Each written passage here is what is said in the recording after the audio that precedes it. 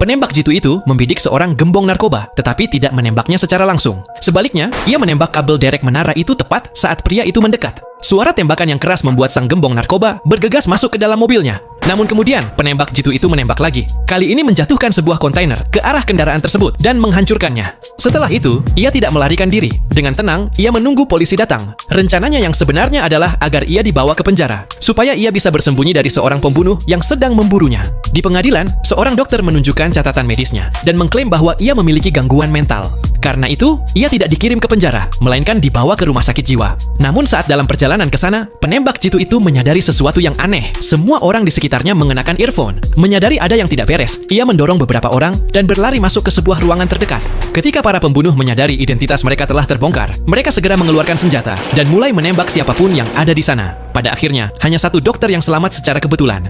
Sementara itu, penembak jitu itu berhadapan langsung dengan sang pembunuh. Ia dengan cepat merebut senjata si pembunuh dan membidik balik ke arahnya. Namun saat ia menembak, suara tembakan yang keras membuat posisinya ketahuan. Dua pembunuh lain mendengar dan segera datang. Penembak jitu itu bersembunyi di balik pintu, bersiap untuk menyergap mereka. Tetapi salah satu pembunuh tiba-tiba menendang pintu, membuatnya terlempar. Pembunuh itu menyerbu masuk dan menembak dengan cepat.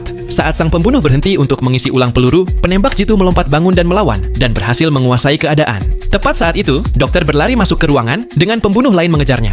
Penembak jitu mencoba menembak, tapi pelurunya sudah habis. Yang lebih buruk lagi, lebih banyak pembunuh sedang membidik mereka dari luar. Dengan cepat, penembak jitu mengangkat cermin untuk mengacaukan bidikan musuh, lalu menyuruh sang dokter mengambil senjata dan membantunya. Tak sengaja, dokter itu melihat rekannya yang terluka, dan ia bergegas menolongnya. Pembunuh melihatnya dan menembak, tapi untungnya, senjata yang tersandang di punggung sang dokter melindunginya dari peluru itu. Saat itu juga, penembak jitu mengambil senapan, memberikan kaca pembesar kepada dokter, dan menendangnya ke arah jendela. Ia kemudian membidik melalui kaca pembesar di tangan dokter itu, dan menembak. Pelurunya menembus tepat melalui lensa, dan mengenai kepala sang pembunuh. Saat mereka hampir merasa lega, sekelompok orang lain muncul. Penembak jitu mencoba pergi, tapi dokter itu tiba-tiba menyerangnya dari belakang, dan menyuntikkan obat penenang.